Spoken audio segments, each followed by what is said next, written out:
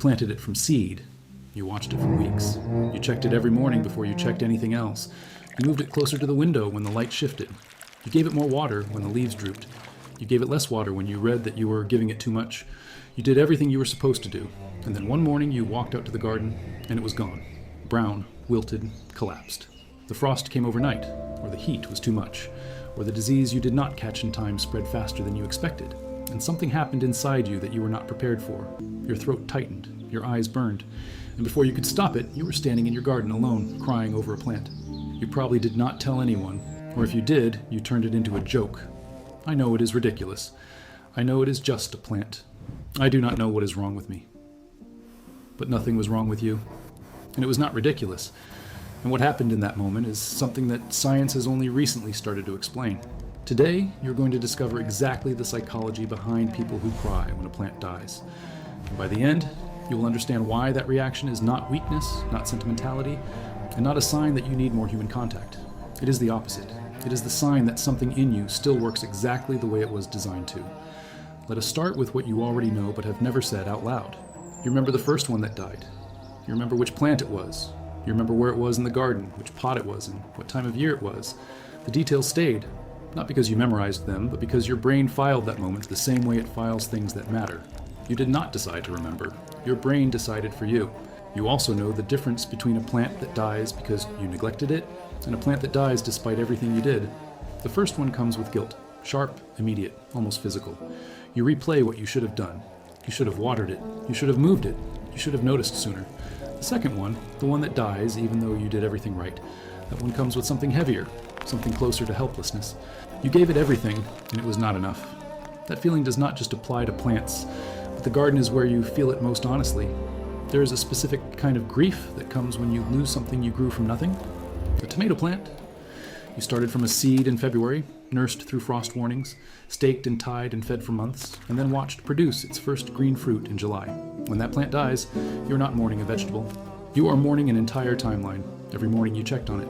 Every evening you adjusted the water. Every week you noticed something new.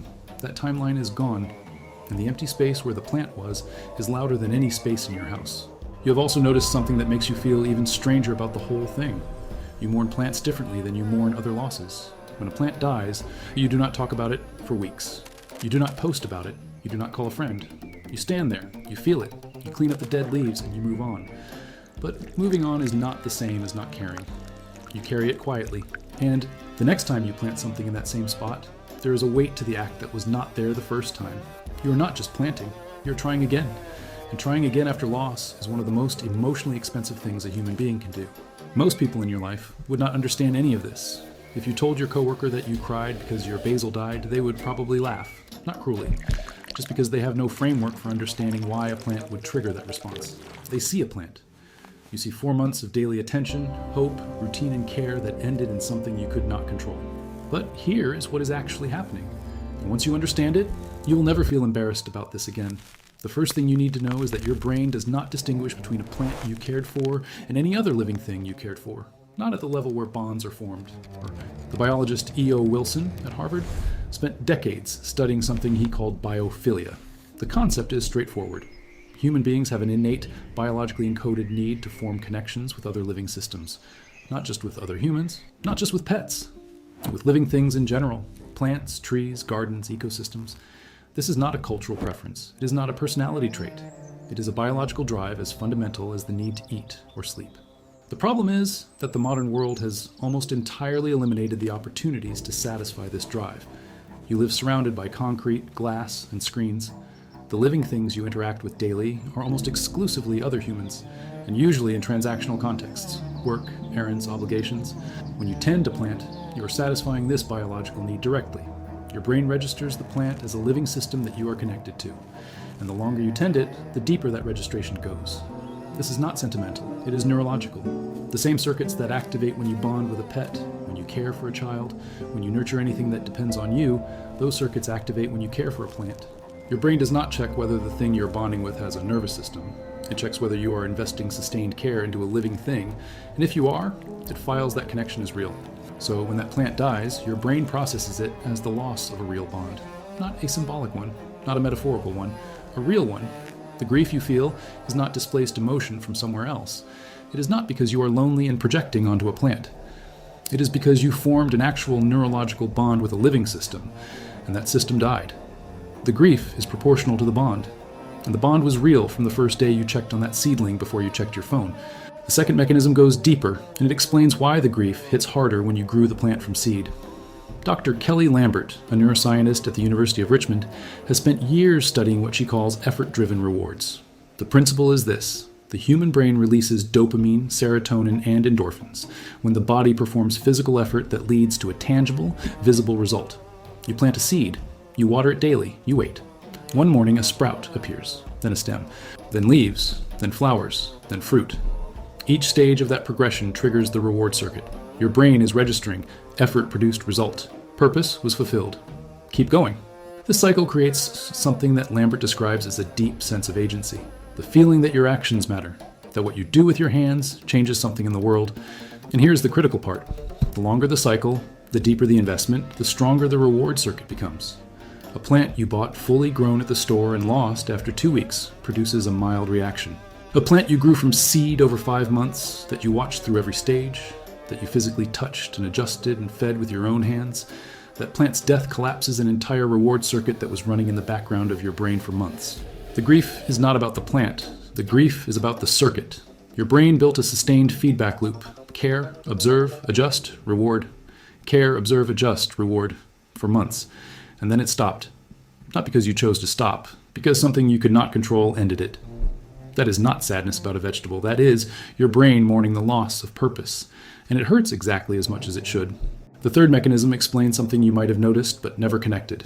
After a plant dies, especially one you care deeply about, many gardeners report a strange impulse.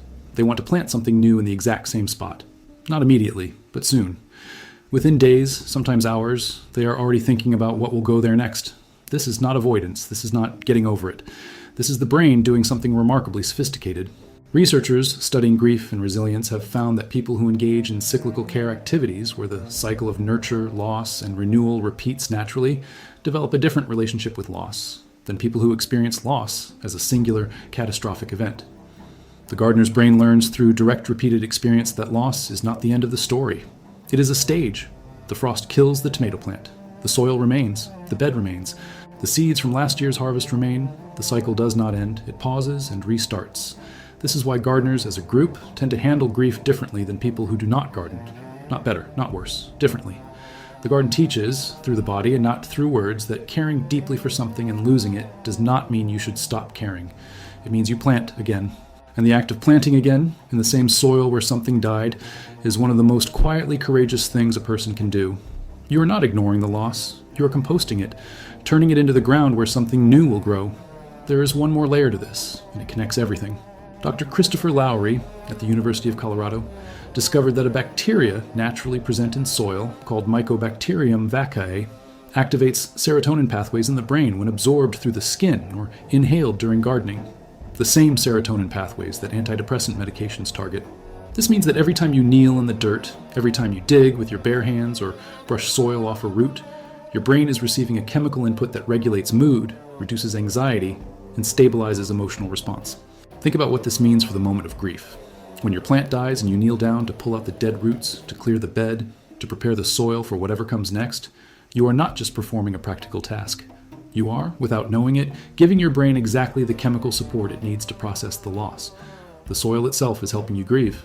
The act of cleaning up after death, hands in the dirt, is delivering a compound that softens the blow. No therapist prescribed it, no pharmacy filled it. The earth just does it every time. So when someone in your life looks at you and sees a person crying over a dead plant, what is actually happening is this. Your brain formed a legitimate bond with a living system over months of sustained care. That bond activated the same neural circuits that govern all forms of attachment. The effort you invested created a deep reward loop that your brain was running in the background every single day. When the plant died, that loop collapsed and your brain processed it as genuine loss. The tears are not an overreaction. They are a calibrated, proportional, biologically appropriate response to the death of something you built from nothing with your own hands. You're not too sensitive. You're not too emotional. You're not broken. You are one of the few people in the modern world whose capacity for deep care is still fully intact. The garden did not make you fragile. The garden proved that you are not. The next time it happens, And it will happen because loss is built into the cycle. Let yourself feel it. Do not apologize. Do not explain. Stand in your garden, look at the empty space, and know that the grief you feel is the price of caring. And caring is the whole point. If this is the first time you're here and you recognized yourself in what you just heard, subscribe. This channel was made for people like us. And tell me in the comments, which plant hit you the hardest when it died? What was it? And how long had you been caring for it? I want to hear your story.